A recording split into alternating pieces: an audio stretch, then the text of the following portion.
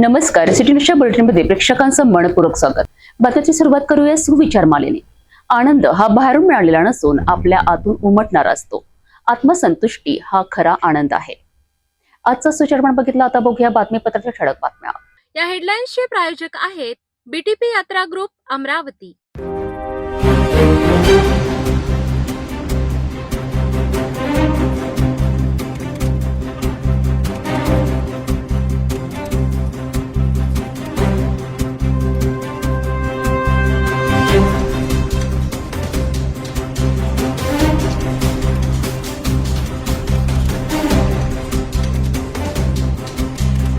आपण ठळक बातम्या बघितल्या. आता घेऊ छोटासा ब्रेक. शादी और ब्याह की शुरुआत आराधना साड़ी के साथ. Aradhana wholesale shopping mall L2 बीझलँड complex, Nandgaon Peth, Amravati, Jawahar road, Amravati. Break नंतर बघूया सविस्तर बातम्या. भारत सरकारच्या गृह मंत्रालयाच्या मार्गदर्शक सूचनांनुसार आणि महाराष्ट्र शासनाच्या राजपत्रानुसार वर्ष 2027 मध्ये देशाची जनगणना होणार आहे. ही जनगणना विशेष ठरणार आहे कारण यामध्ये डिजिटल सेन्सेस आणि स्वगणना ही सुविधा पहिल्यांदाच लागू केली जात आहे. जनगणना 2 टप्प्यांमध्ये पार पडणार आहे. पहिला टप्पा घर यादी व घरगणना, दुसरा टप्पा लोकसंख्या गणना. अमरावती जिल्हाधिकारी कार्यालयाने नागरिकांना आवाहन केले आहे की 1 मे ते 15 मे या कालावधीत नागरिकांनी स्वतःहून ऑनलाईन स्वगणना पूर्ण करावीत. याकरिता शासनाचे अधिकृत पोर्टल उपलब्ध असून नागरिक आपल्या मोबाईल किंवा संगणकाद्वारे कुटुंबाची माहिती भरू शकतात. स्वगणनेदरम्यान सुमारे 33 प्रश्नांची अचूक उत्तरे देणे आवश्यक आहे आणि ही प्रक्रिया पूर्णपणे सुरक्षित व गोपनीय असल्याचे प्रशासनाने स्पष्ट केले आहे. आपल्या सर्वांना माहित आहे की भारत सरकार गृह मंत्रालय, जनगणना संचालनालय, सेन्सस डायरेक्टरेट ज्याला म्हणतो आपण, तर त्यांच्या मार्गदर्शक सूचनांनुसार तसेच महाराष्ट्र शासन राजपत्र दिनांक 30/6/25 अन्वये भारताच्या जनसंख्येची जनगणना वर्ष 2027 मध्ये घेण्याचा निर्णय जाहीर झालेला आहे. भारताची जनगणना ही एक व्यापक प्रशासकीय प्रक्रिया आहे. देशामध्ये दशवार्षिक जनगणना घेण्याची दीर्घ परंपरा आहे. तर ही 2027ची जनगणना ही भारतीय जनगणनेच्या शृंखलेतील 16वी जनगणना आहे. स्वतंत्र भारतातील 8वी जनगणना व 21व्या शतकातील ही 3री जनगणना आहे. सर्वात महत्त्वाचं आणि जे वेगळेपण या जनगणनेचं आहे ती म्हणजे ही पहिली डिजिटल जनगणना आहे. ही जनगणना जी आहे ही दोन टप्प्यांमध्ये होईल, ज्याची माहिती आपल्यासमोर आम्ही दिलेली आहे. कृपया त्याचं सुद्धा तुम्ही अवलोकन करावं. पहिला टप्पा जो आहे त्याला आपण घर यादी व घरगणना म्हणू. हाऊस लिस्टिंग हे एक प्रकारे आपण त्याला म्हणणार आहे. आणि त्याच्यामध्ये दुसरा जो टप्पा आहे तो आहे लोकसंख्येची गणना, जी साधारणतः फेब्रुवारी 2027 पासून चालू होणार आहे. आणि हा जो पहिला टप्पा आहे घर यादीचा, हा साधारणतः तुमचा 1 मे ते 15 मे त्याचा पहिला टप्पा राहील. नंतरचा टप्पा त्याचा 16 मे ते 14 जून राहणार आहे. असा हा घर यादी घरगणना राहणार आहे. आणि जो ॲक्च्युअली जी जनगणना आपली म्हणा किंवा लोकसंख्येची गणना म्हणू आपण, तर ती फेब्रुवारी 2027 पासून चालू करण्याचे नियोजित आहे. भारत सरकारचे संयुक्त सचिव तथा मुख्य प्रधान जनगणना अधिकारी, जनगणना संचालनालय महाराष्ट्र यांचे 6 मार्च 2026च्या पत्रकान्वये जनगणना 2027 सर्वसामान्य जनतेसाठी ही जनगणना विशेष आहे कारण यावेळी डिजिटल सेन्सस व स्वगणना ही सुविधा पहिल्यांदाच उपलब्ध करून दिलेली आहे. तसं मी आपल्याला सांगितलं की हे पहिला डिजिटल सेन्सस होणार आहे. तसं हे पहिलं असं पण सेन्सस होणार आहे की ज्यामध्ये स्वगणना, सेल्फ इन्युमरेशनचं सुद्धा ऑप्शन त्यामध्ये दिलेलं आहे. तर हे याचं वैशिष्ट्य आम्ही आपल्यासमोर इथे ठेवलेलं आहे. मी अमरावती जिल्ह्यातील नागरिकांना आपल्या सर्वांच्या माध्यमातून आवाहन करतो की आपण स्वगणनेचं जी सुविधा आहे त्याचा लाभ सर्वप्रथम आपण सर्वांनी घ्यावा. स्वगणना कशी करावी यासाठी एक शासनाचे अधिकृत वेब पोर्टल ज्याचं se.census.gov.in ही उपलब्ध आहे. यामध्ये स्वगणना म्हणजे नेमकं काय याच्याबद्दल मी थोडक्यात आपल्याला माहिती देतो. यामध्ये आपण आपल्या स्वतःच्या मोबाईलवरून किंवा संगणकावरून जनगणनेच्या पोर्टलवर जाऊन आपल्या कुटुंबाची संपूर्ण माहिती भरू शकता. यासाठी आधार कार्ड, मोबाईल नंबर यापैकी एकाच्या आधारे लॉग इन करून यामधील एकूण 33 प्रश्नांची उत्तरे आपल्याला त्यामध्ये द्यावी लागतील. सर्व प्रश्नांची अचूक उत्तरे देणे आवश्यक आहे. आणि हा स्वगणनेचा जो सेल्फ इन्युमरेशनचा जो पहिला टप्पा आपण करतोय त्याचा कालावधी हा 1 मे 2026 ते 15 मे 2026 आहे. ही प्रक्रिया ही पूर्णपणे सुरक्षित व गोपनीय अशा पद्धतीची आहे.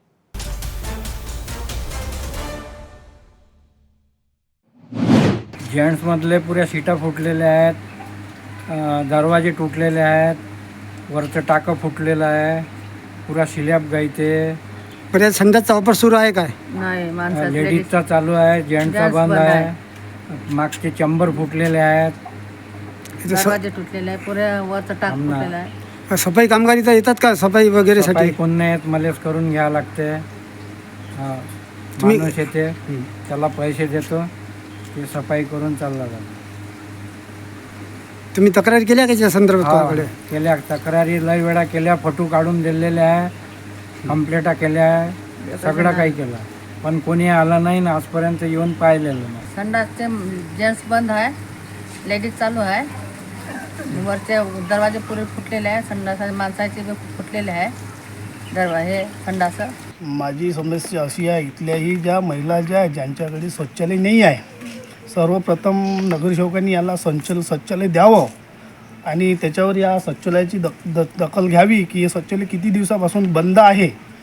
कोणताही नगरसेवक या शौचालयावर दुर्लक्ष करत आहे आणि कोणतीही महिला गेली तिथे महिलाला सांगतात का बा तुम्हाला शौचालय भेटला, पण इथल्याही कोणत्याही आजूबाजूला शौचालय मिळालेलं नाही आहे. आणि दुसरं गोष्ट अशी आहे की ज्या व्यक्तीला ते दिलं आहे, ज्या व्यक्तीला चालवायला द्यायचं तो व्यक्ती थोडा बिमारी काही अवस्थेमुळे तो येऊ शकत नाही, की दुसरा एक कर्मचारी त्यांना एक जिम्मेदारी म्हणून आपल्या नागरिकाचा त्यांनी त्या संडासावर लक्ष करावं आणि त्यांनी परिपूर्ण त्या कामाचा विकास करावा अशी माझी इच्छा आहे. इथे खूप दिवसाचा संडास व्यवस्थित क्लीन झालेला नाही आहे आणि खूप दिवसापासून आमच्या इकडे लहान मुलं मुली बाया लेडीजला खूप त्रास आहे.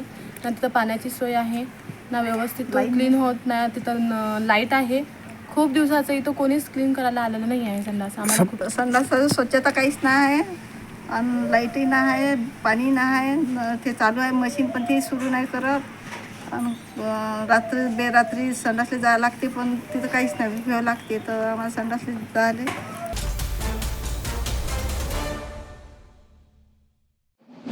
अभी हम मौजूद है प्रभाग क्रमांक 4 जो जमील कॉलोनी लालखड़ी एरिया आता है.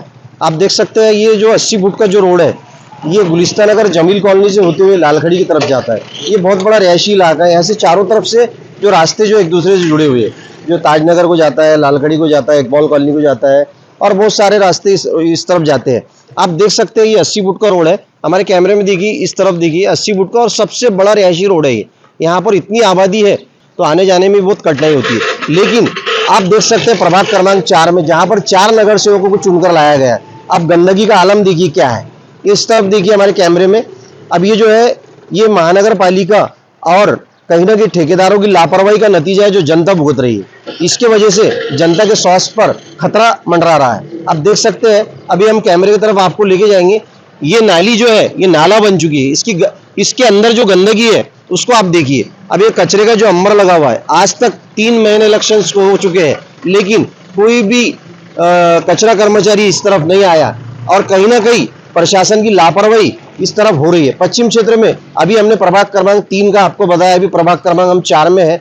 सिटी न्यूज़ ने ही पहल की है इस कचरे को लेकर. हमारे मुख्य संपादक जो है उन्होंने भी महापौर जो है अमरावती शहर के, उनके प्रभाग से ये काम चालू किया था और जनता को सच्चाई बताना ये हमारा काम है. इसलिए हम बार बार कचरे के ऊपर इसलिए बता रहे हैं कि कहीं ना कहीं मनपा प्रशासन और कोणार्क इस काम में कोताही बरत रहे हैं. पिछले 3 महीनों में अब तक 1 मीटर में भी कचरा नहीं उठाया गया. हम लोग रोड पर जो है हम लोग ग्राउंड रिपोर्टिंग कर रहे हैं. आप देख सकते हैं ये देखिए इस तरफ. क्या ये जनता के स्वास्थ्य के साथ खिलवाड़ नहीं है? कहीं ना कहीं प्रशासन ने इनके ऊपर कार्रवाई करनी चाहिए. अमरावती शहरातील पश्चिम भागातील प्रभाग क्रमांक 3 नवसारी आणि प्रभाग क्रमांक 4 जमील कॉलनी येथे सध्या कचऱ्याचे साम्राज्य पसरलेले दिसत आहेत. रस्त्यांवर, गल्ल्यांमधील आणि सार्वजनिक ठिकाणी मोठ्या प्रमाणात कचरा साचल्याने परिसरात अस्वच्छता आणि दुर्गंधी पसरली आहे.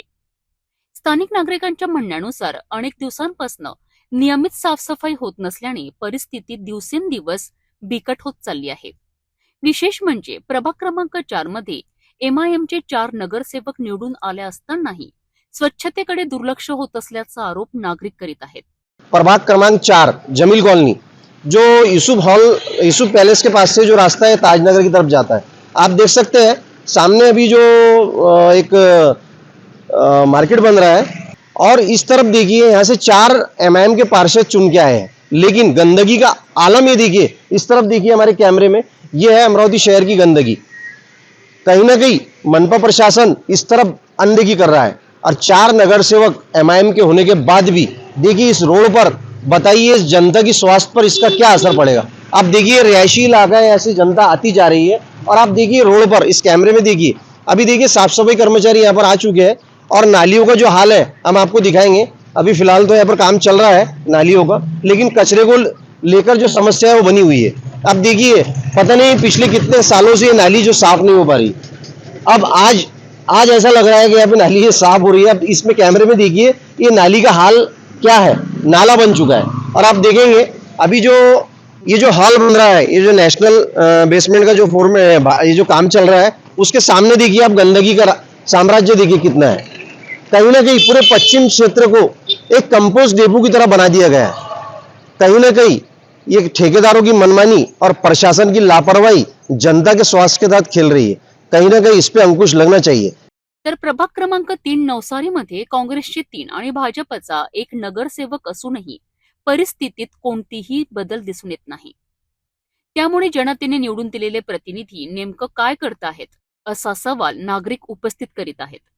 परिसरातील नागरिकांनी वारंवार तक्रारी करूनही प्रशासनाने ठोस पावले उचलली नसल्याने आता संताप वाढत चालला आहे। काही ठिकाणी तर नवसारी परिसर हा कचऱ्याचा कंपोस्ट डेपोज बनला असल्याचे चित्र दिसत आहे। या सर्व पार्श्वभूमीवर नागरिकांनी आंदोलनाचा इशारा दिला असून लवकरात लवकर स्वच्छतेची व्यवस्था न केल्यास तीव्र आंदोलन छेडण्याचा इशारा देण्यात आला आहे। नागपुर गेट से बलगांव रोड जो जाता है, जो सबसे बड़ा रिहायशी इलाका है, आप देख सकते हैं हमारे कैमरे में। अभी जो पिछले 5 महीनों से रोड का काम चल रहा है, बड़ी धीमी गति से काम चल रहा है। पता नहीं इसमें क्या राज है, क्योंकि 5 महीने हो गए अभी तक के 500 मीटर भी रोड नहीं बन चुका है। फिलहाल अभी हम मौजूद है नवसारी प्रभाग क्रमांक 3 में, जहां से 4 विधायक चुनकर आए, 4 नगर सेवक चुन के आए, जिनमें से 3 कांग्रेस के हैं और 1 बीजेपी का है। आप देख सकते हैं प्रभाग की स्थिति क्या है। हमारे कैमरे में देखिए इस तरफ कचरे का जो है अंबर लगा हुआ है। आप देख सकते हैं गंदगी का ये आलम है, इससे जनता के स्वास्थ्य पर हमेशा खतरा मंडराता रहता है। पिछले 5 से 7 सालों से लोगों ने इस आशा को लेकर इनको नगर सेवकों को वोट दिया है ताकि हमारे समस्याओं का निवारण हो सके, लेकिन समस्याएं कहीं ना कहीं बढ़ती जा रही है। आप देख सकते हैं इस तरह गंदगी, अब आप देखिए इस गंदगी का आलम देखिए। यहाँ जानवर, रात में आवारा कुत्ते जो है घूमते हैं, आने जाने वालों का चलना फिरना मुश्किल हो चुका है। कहीं ना कहीं प्रशासन की इस तरफ अनदेखी है। कैमरा पर्सन साकिब के साथ मैं अफसर शेख, सिटी न्यूज।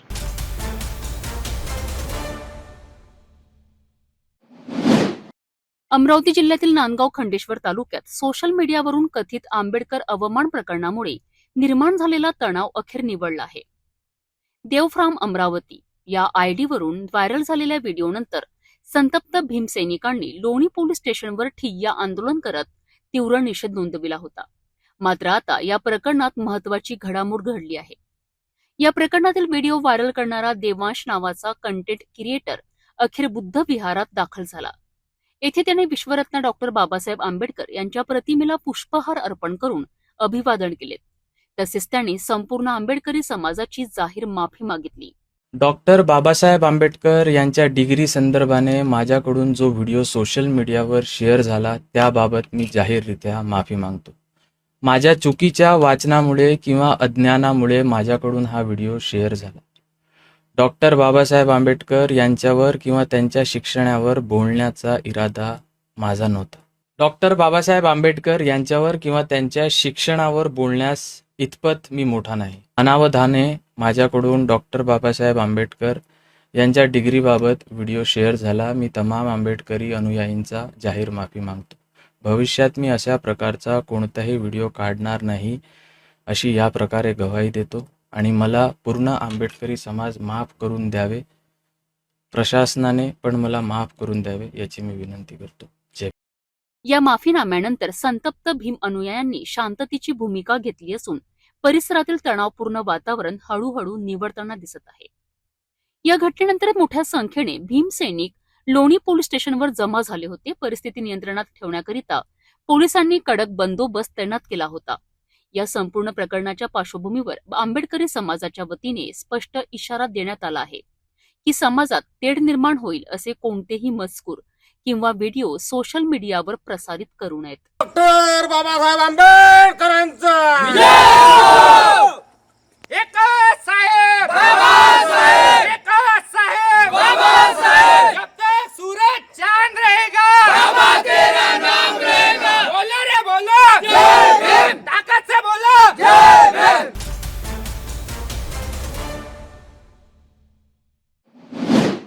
अमरावती जिल्ह्यातील भातकुली तालुक्यातील उत्तमसरा ग्रामपंचायतीत कथित आर्थिक गैरव्यवहार आणि भ्रष्टाचाराच्या आरोपांमुळे वातावरण तापलं होतं. याच पार्श्वभूमीवर अभिषेक सवाई यांनी 3.5 दिवसांपूर्वी आमरण उपोषण सुरू केलं होतं. ग्रामपंचायतमधील व्यवहारांची सखोल चौकशी करून दोषींवर कठोर कारवाई करण्यात यावी ही त्यांची मुख्य मागणी होती. आंदोलन दिवसेंदिवस तीव्र होत असताना ग्रामस्थांनीही मोठ्या संख्येने उपस्थित राहून आंदोलनाला पाठिंबा दर्शविला. त्यामुळे प्रशासनावर दबाव वाढत गेला. शेवटी पंचायत विभागाने या प्रकरणाची दखल घेत 15 दिवसांच्या आत चौकशी पूर्ण करून दोषींवर कारवाई करण्याचे लेखी आश्वासन दिले. या आश्वासनानंतर अभिषेक सवाई यांनी आपले उपोषण तात्पुरतं स्थगित केलंय.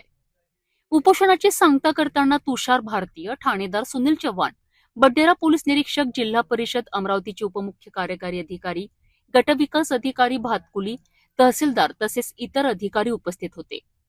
दरम्यान प्रशासनाने दिलेले आश्वासन प्रत्यक्षात उतरते का, चौकशी निष्पक्ष होते का आणि दोषींवर कठोर कारवाई होते का याकडे आता संपूर्ण गावाचं लक्ष लागलं आहे.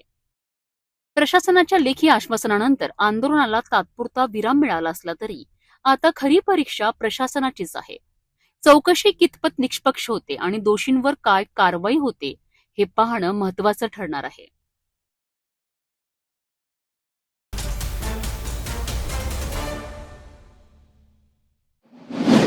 धामणगाव रेल्वे येथे नगर परिषदकडून एक अभिनव आणि कौतुकास्पद उपक्रम राबविण्यात आला आहे. पाणीपट्टी आणि विविध कर वेळेवर भरणाऱ्या नागरिकांना प्रोत्साहन देण्याकरिता लकी ड्रॉच्या माध्यमातून हजारो रुपयांच्या आकर्षक बक्षिसांचे वितरण करण्यात आले.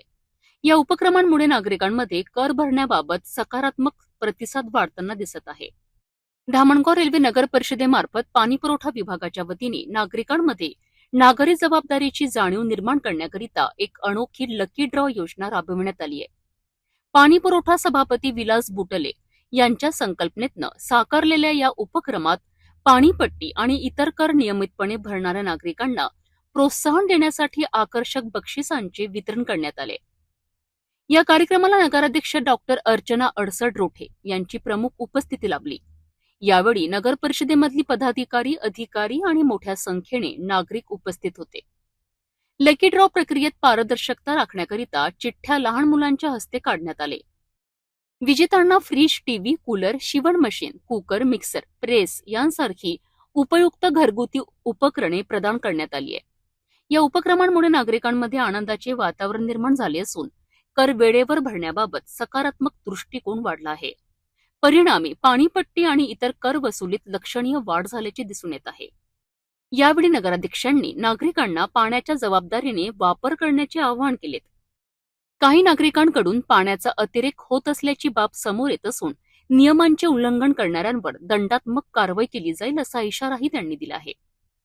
नगर परिषदेकडून राबवण्यात आलेल्या या उपक्रमांमुळे प्रशासन आणि नागरिक यांच्यातील विश्वास अधिक दृढ झाला असून भविष्यातही अशा लोकहिताच्या योजना राबविण्याचा निर्धार व्यक्त करण्यात आला आहे.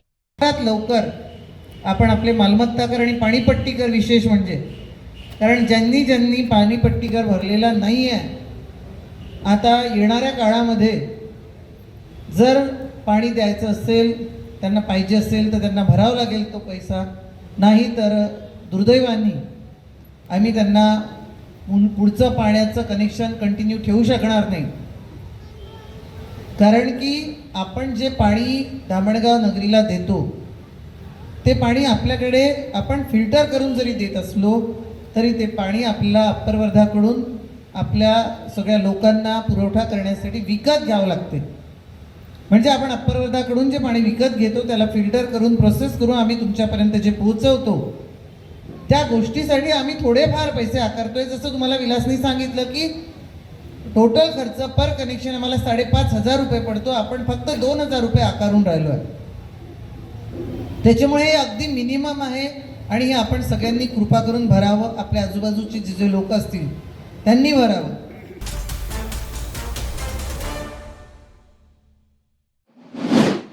धामणगाव रेल्वे शहरात कायदा व सुव्यवस्था अधिक मजबूत करण्याकरिता महत्वपूर्ण पाऊल उचलण्यात आले आहे. शहरातील विविध ठिकाणी तब्बल 92 सीसीटीव्ही कॅमेरे बसविण्याचा उपक्रमाचा शुभारंभ करण्यात आलाय. दत्तापूर पोलीस स्टेशन येथे नगराध्यक्ष डॉक्टर अर्चना रोठे यांच्या हस्ते या उपक्रमाचे पूजन करण्यात आले. धामणगाव रेल्वे शहर अधिक सुरक्षित करण्याच्या उद्देशाने नगर परिषद आणि पोलीस प्रशासनाने संयुक्तपणे पुढाकार घेतला आहे. शहरातील प्रमुख चौक, रस्ते आणि सार्वजनिक ठिकाणी एकूण 92 सीसीटीव्ही कॅमेरे बसविण्याचा निर्णय घेण्यात आलाय. या महत्वपूर्ण उपक्रमाचा शुभारंभ दत्तापूर पोलीस स्टेशन येथे नगराध्यक्ष डॉक्टर अर्चना रोठे यांच्या हस्ते विधिवत पूजन करून करण्यात आलंय. या कार्यक्रमाला दत्तापूर, मंगरूळ दस्तगीर आणि कुढा पोलीस स्टेशनचे ठाणेदार, पोलीस अधिकारी, कर्मचारी तसेच शहरातील मान्यवर नागरिक मोठ्या संख्येने उपस्थित होते.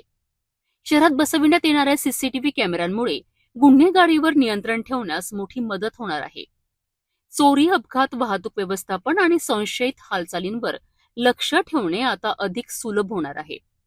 नगराध्यक्ष डॉक्टर अर्चना रोठे यांनी यावेळी सांगितले की शहरातील नागरिकांची सुरक्षा ही प्रशासनाची प्राथमिक जबाबदारी असून आधुनिक तंत्रज्ञानाचा वापर करून शहर अधिक सुरक्षित करण्याचा हा प्रयत्न आहे. नागरिकांनीही या उपक्रमाला सहकार्य करावे असे आवाहन त्यांनी केले. CCTVचा विषय असा आहे की जेव्हा आमचे आमदार साहेब प्रतापदादा अडसड पहिल्यांदा नगर परिषदेसाठी उभे राहिले होते तेव्हा त्यांनी ह्या वचननाम्यामध्ये एक वचन या धामणगाव वासियांना दिलं होतं आणि त्याच्यासाठी अथक परिश्रम करावे लागले कारण त्याच्या टेक्निकल गोष्टी फार होत्या. आज आम्ही त्या सगळ्या टेक्निकल गोष्टींमध्ये क्लिअरन्स करून इथपर्यंत पोहोचलो आहे आणि हा एक महत्त्वाकांक्षी प्रकल्प होता आमच्या सगळ्यांसाठी. कारण हे जे CCTV कॅमेऱ्यांचा आकडा आहे मला वाटते जवळपास सध्या आपण 99 कॅमेराज पूर्ण धामणगावमध्ये लागणार आहेत. तर आपल्या मुलीबाळी जिथनं जाणार आहेत किंवा इतरही गावाची जी रहदारी चालू असते, इवन काही घरंसुद्धा त्याच्यामध्ये येतील. जिथे घरं येणार नाही तिथे त्याला कनेक्टिव्हिटी जिथून राहणार आहे ते रस्ते तिथे कव्हर होणार आहे. त्याच्यामुळे एक सुरक्षेच्या दृष्टीने हा जो एक महत्त्वाकांक्षी प्रकल्प होता आणि दादांनी जो शब्द दिला होता धामणगाव वासियांना, आज तो इथे आम्ही पूर्ण करतोय. ह्याचा अतिशय आनंद होतोय आणि येणाऱ्या काळामध्ये सुद्धा याच पद्धतीने आम्ही जे शब्द आम्ही वचन आमच्या धामणगाव वासियांना दिलेल्या ते 100% पूर्ण करू.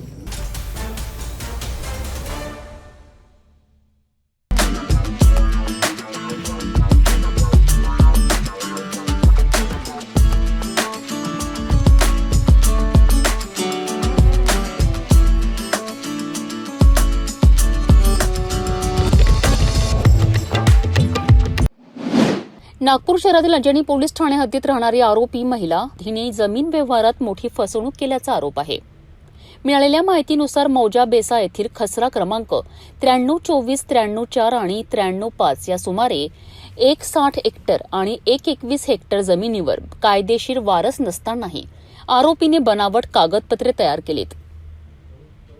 आरोपींनी तिचा पती मोहम्मद समद मोहम्मद इसाक याच्या मृत्यूनंतर या जमिनीवर हक्क असल्याचे भासवून एक नियोजित कट रचला.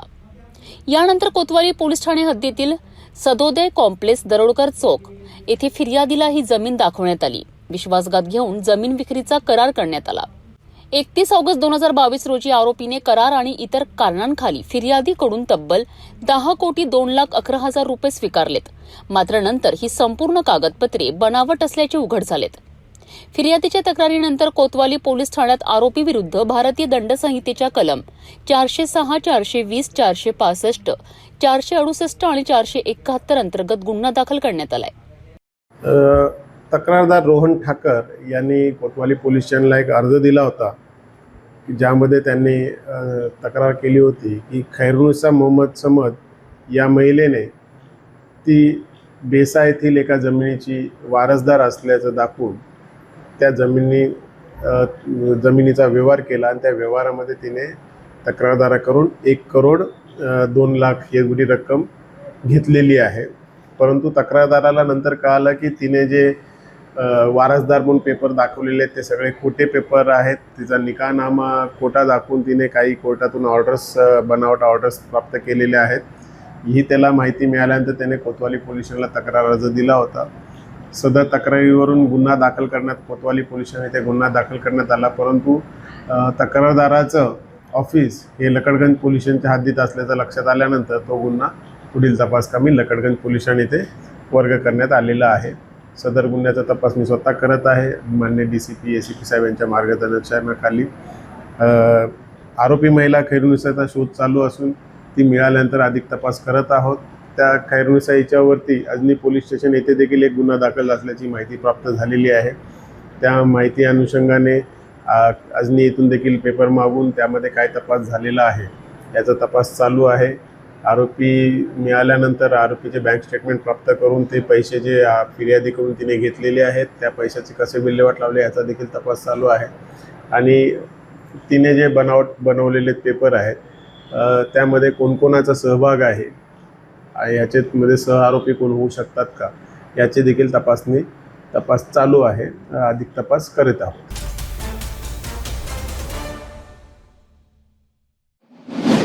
शुक्रवारी दुपारी नागपूरच्या लक्ष्मीनगर चौकात उभ्या असलेल्या एका कारमधून अचानक धूर निघू लागला. काही क्षणातच कारने पेट घेतला आणि आगीने विकराळ रूप धारण केलेत. स्थानिक नागरिकांच्या तात्काळ अग्निशमक दलाला माहिती दिली आहे. घटनास्थळी दाखल झालेल्या अग्निशमक दलाने काही वेळातच आगीवर नियंत्रण मिळवलेत. प्राथमिक माहितीनुसार प्रचंड उष्णतेमुळे कारच्या इंजिनमध्ये तांत्रिक बिघाड होऊन आग लागल्याची शक्यता व्यक्त केली जात आहे. या घटनेमुळे काही काळ वाहतूक विस्कळीत झाली होती. नागरिकांनी मोठ्या प्रमाणात गर्दी केली होती. सुदैवाने कोणतीही जीवितहानी झाली नाही, मात्र कारचे मोठे नुकसान झाले आहे.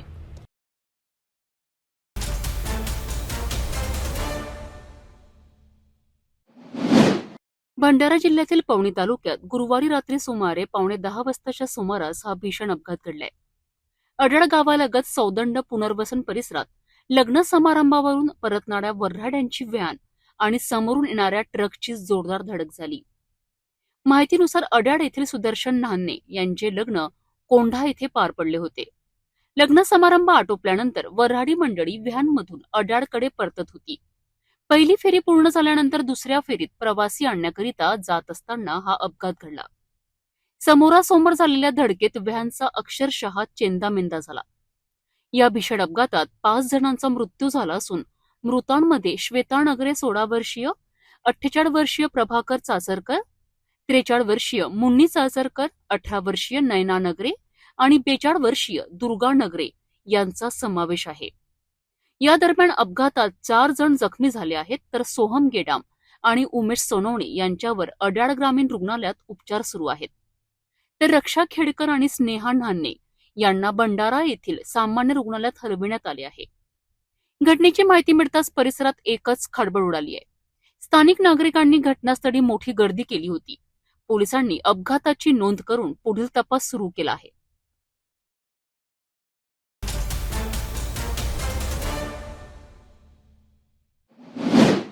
यवतमाळमध्ये अवैध गॅस सिलेंडर साठवणुकीवर मोठी कारवाई करण्यात आली आहे. पुरवठा विभागाने टाकलेल्या धाडीत तब्बल 30 सिलेंडर जप्त करण्यात आले असून तिघांविरुद्ध गुन्हा दाखल करण्यात आलाय. यवतमाळ शहरातील धामणगाव रोडवरील सूरजनगर परिसरात अवैधरित्या गॅस सिलेंडर साठवणूक होत असल्याची खात्रीशीर माहिती पुरवठा विभागाला मिळाली होती. या माहितीच्या आधारे तहसील कार्यालयाच्या पथकाने संबंधित भाड्याच्या घरावर छापा टाकत कारवाई केली आहे. या धाडीत एकूण 30 सिलेंडर जप्त करण्यात आले आहे, ज्यामध्ये 28 घरगुती आणि 2 व्यावसायिक सिलेंडरचा समावेश आहे. जप्त करण्यात आलेल्या मुद्देमालाची किंमत सुमारे 75,000 रुपये असल्याचे सांगण्यात येत आहे. कारवाई दरम्यान प्रकाश सोमनदास मंगताणी, पराग सुरेश तिडके आणि संजय शंकर घोसे या तिघांना ताब्यात घेऊन चौकशी करण्यात आली आहे. मात्र त्यांनी आवश्यक कागदपत्रे सादर करण्यात अपयश आल्यामुळे त्यांच्यावर गुन्हा दाखल करण्यात आलाय. या प्रकरणी अत्यावश्यक वस्तू अधिनियम 1955 अंतर्गत कलम 3 व 7 नुसार यवतमाळ शहर पोलीस ठाण्यात गुन्हा नोंदविण्यात आला असून पुढील तपास सुरू आहे.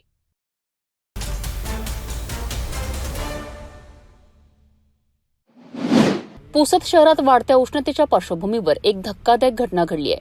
दुपारी सुमारे 12:30 वाजताच्या सुमारास गुंजहून पुसदकडे येणाऱ्या छोटा हत्ती वाहनाला अचानक आग लागली.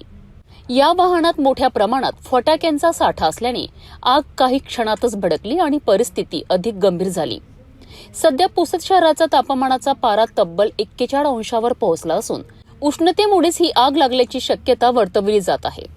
दरम्यान वाहनाला आग लागताच चालकाने प्रसंगावधान राखत तात्काळ वाहन सोडून पळ काढला. त्यामुळे मोठा अनर्थ टळलाय. मात्र वाहनातील फटाके एकामागून एक फुटत गेल्याने परिसरात भीतीचे वातावरण निर्माण झालेत.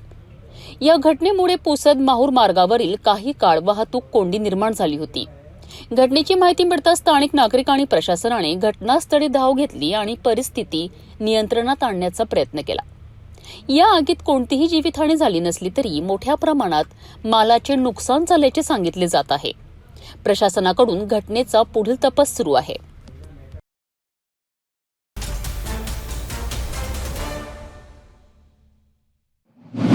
माहूर शहरात गेल्या 8 दिवसांपासून जनावरांच्या चोरींच्या घटनांनी अक्षरशः थैमान घातले आहे. अज्ञात चोरट्यांनी आतापर्यंत तब्बल 15 ते 16 गायी तसेच इतर जनावरे चोरून नेल्याच्या घटना समोर आल्या आहेत. विशेष म्हणजे काही ठिकाणी ही चोरीची संपूर्ण घटना सीसीटीव्ही कॅमेऱ्यात कैद झाली असून चोऱ्यांचा माग काढण्याकरिता पोलिसांना महत्वाचा धागा मिळण्याची शक्यता आहे. या पार्श्वभूमीवर सामाजिक कार्यकर्ते आणि गौरक्षक प्रमुख सोनू चौधरी पाटील यांनी माहूर पोलीस ठाण्यात निवेदन देत तातडीने कारवाईची मागणी केली आहे. त्यांनी सांगितले आहे की वारंवार तक्रारी करूनही अद्याप ठोस कारवाई झालेली नाही. या घटनांमुळे पशुपालकांचे मोठ्या प्रमाणात आर्थिक नुकसान होत असून त्यांच्यात भीतीचे वातावरण निर्माण झाले आहे. नागरिकांनीही या निवेदनावर स्वाक्षऱ्या करून दोषींवर कठोर कारवाईची मागणी केली आहे. आता पोलीस प्रशासन याकडे कितपत गांभीर्याने पाहते आणि चोरट्यांना कधी पकडते याकडे सर्वांचे लक्ष लागले आहे. माझ्या म्हशी चोरीला गेल्या दोन्ही बी. अपंगाव सर, मी पूर्ण एक पाय नाही मला. शासनाला माझी विनंती आहे की माझी होतापर्यंत चौकशी करून माझा व्यवसाय त्याच्यावरच होता. आता पुढे काय करावं. माझं नाव तुळजासिंग चिन्नशी वर्मा, राहणार माहूर. जगदंबा जुना जगदंबा वाशी माझा घर आहे. माझा धंदा दुधाचा व्यवसाय असल्यामुळे माझ्या म्हशी चोरी गेल्या. त्याकरता आता मग काही हे धंदा काही हे नाही.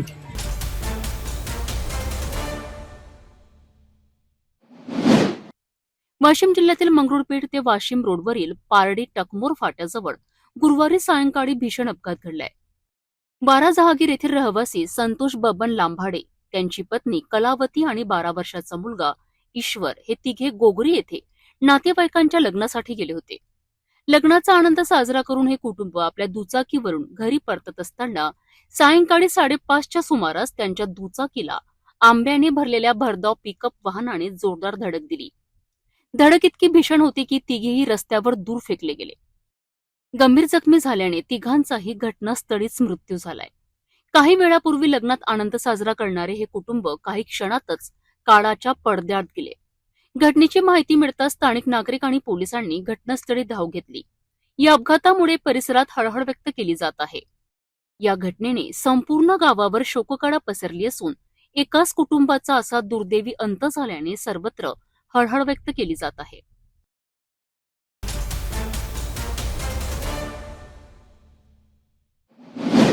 तोरनाळा परिसरात घडलेल्या भीषण अपघाताने सावरदबारा गावावर शोककळा पसरली आहे. या दुर्दैवी अपघातात पती पत्नीचा जागीच मृत्यू झाला असून अवघ्या लहानग्या मुलाकडून आई वडिलांना अग्निदान देण्याचा हृदयद्रावक प्रसंग घडलाय. सोयगाव तालुक्यातील सावरदबारा गावातील खडके कुटुंबावर दुःखाचा डोंगर कोसळला आहे. 22 एप्रिल रोजी सायंकाळच्या सुमारास गोपाळ वासुदेव खडके वय 35 वर्ष आणि त्यांची पत्नी सोनाली खडके वय 30 वर्ष हे जामनेरहून सावरदबारा येथे मोटरसायकलनी परतत होते. तोरनाळा परिसरात त्यांच्या दुचाकीला मागून येणाऱ्या ट्रॅक्टरने जोरदार धडक दिली. या भीषण अपघातात पती पत्नीचा जागीच मृत्यू झालाय. या अपघातात त्यांची 1.5 वर्षाची मुलगी मुक्ताई ही किरकोळ जखमी झाली आणि थोडक्यात बचावली. वेळ आला होता परंतु काळ आला नव्हता असं म्हणण्यासारखी ही घटना ठरली आहे.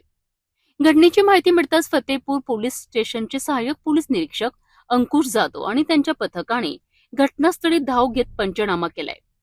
मृतदेह शवविच्छेदनाकरिता जामनेर येथे पाठवण्यात आले. 23 एप्रिल रोजी सावरदबारा येथे दोघांवर अंत्यसंस्कार करण्यात आले. यावेळी अवघ्या 6 वर्षाच्या मुलाने आपल्या आई वडिलांना अग्निदान दिल्याचा हृदयद्रावक प्रसंग घडलाय.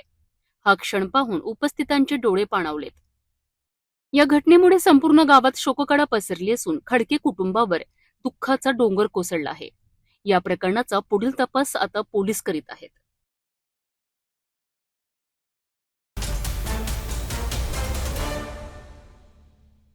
जाता जाता पुन्हा एकदा आजच्या ठळक बातम्या. या हेडलाईन्सचे प्रायोजक आहेत बीटीपी यात्रा ग्रुप अमरावती.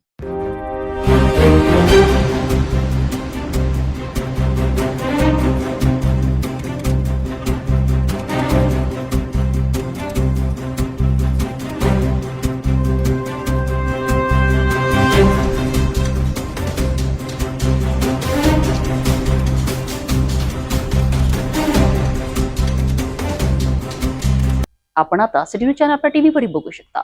यामध्ये next channel 117, Jio channel 872, GTPL 73, Fastway channel 256 वर बघू शकाल. आता अमरावती जिल्ह्यानंतर विदर्भ आणि महाराष्ट्राचे दर्शक घर बसल्या आपल्या केबल टीव्हीवर सिटी न्यूज बातमी पाहू शकाल. यामध्ये Chhatrapati Sambhajinagar NST setup box number 14, Yavatmal setup box number 12, Washim setup box number 26, Nanded setup box number 17, Mahur setup box number 7, Akola लालसे सेटअप बॉक्स नंबर 899. लवकरच आम्ही आपल्यापर्यंत पोहोचणार आहोत. जर आपल्या टीव्हीवर सिटी न्यूज चॅनल दिसत नसेल तर आपण आपल्या केबल ऑपरेटर संपर्क करावा. आपण सिटी न्यूज केबलच्या व्यतिरिक्त युट्यूब, फेसबुक, इंस्टाग्राम आणि ट्विटरवर बघू शकता. याकरिता सोशल मीडिया अकाउंट सबस्क्राईब करा, फॉलो करा, लाईक करा. युट्यूब अकाउंट सबस्क्राईब करण्याकरिता सबस्क्राईब बटनाला क्लिक करा आणि बेल आयकॉन दाबायला विसरू नका, कारण सर्वाधिक समाचार आपल्यापर्यंत पोहोचणार आहेत. तसेच सिटीचे फेसबुक पेज लाईक करा, इंस्टाग्राम आणि ट्विटर हँडल फॉलो करा. आपण व्हॉट्सअपवर सुद्धा सूचना देऊन न्यूज प्राप्त करू शकता. व्हॉट्सअप नंबर स्क्रीनवर येत आहे. हे बातमीपत्र एवढ्यावरच थांबूया. पुन्हा भेटूया नवीन घडामोडींसोबत. आपण बघत राहा फक्त सिटी न्यूज. हर खबर पर पैनी नजर, हर मुद्दे पर सटीक वार, यही है सिटी न्यूज की पहचान. जहाँ सच्चाई की आवाज दबाई जाती है, वहाँ सिटी न्यूज उठाता है सवाल. हर स्क्रीन पर, हर प्लेटफॉर्म पर हमारी मौजूदगी बोलती है. सिटी न्यूज हमेशा सच के साथ.